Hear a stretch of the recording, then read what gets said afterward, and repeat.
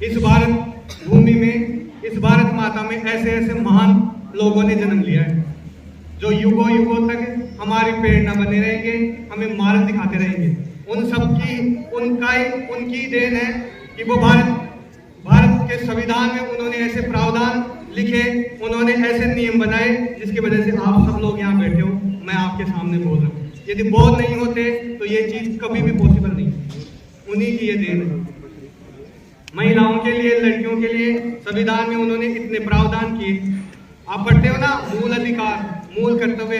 भारतीय संविधान की रचना से पहले बाबा साहब ने 60 देशों का संविधान पढ़ा।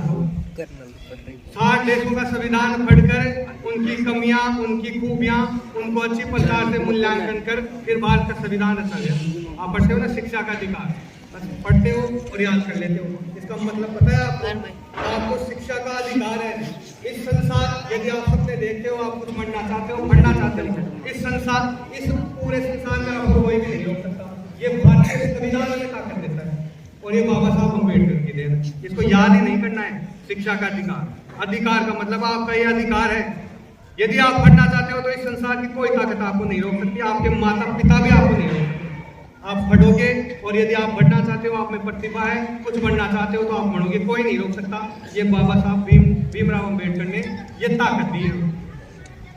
स्वतंत्रता का अधिकार है, शोषण के विरुद्ध अधिकार है, कोई भी आप पर अत्याचार नहीं कर सकता। इन चीजों को ऐसे याद ही मत किया करो, इनको समझा करो भाई इनमें क्या भाव है। ये अपने मूल अधिकार है जो बाबा साहब ने हमें दिया था।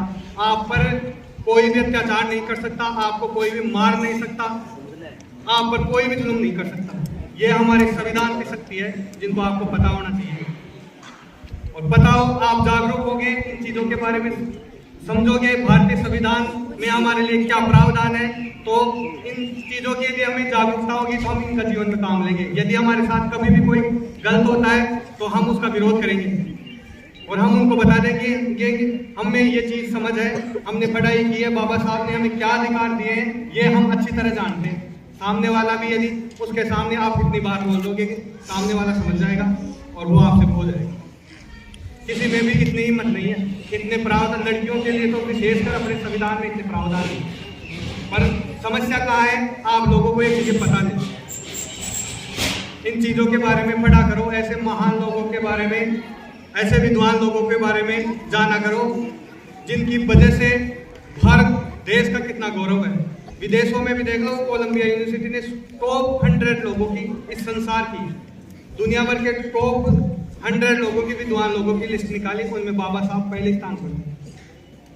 और हम लोग उनको नहीं जानते, उनके विचारों को नहीं जानते। मैं बाकी गुरुजनों से भी निवेदन करूंगा कि इस मौके पर दोस्तों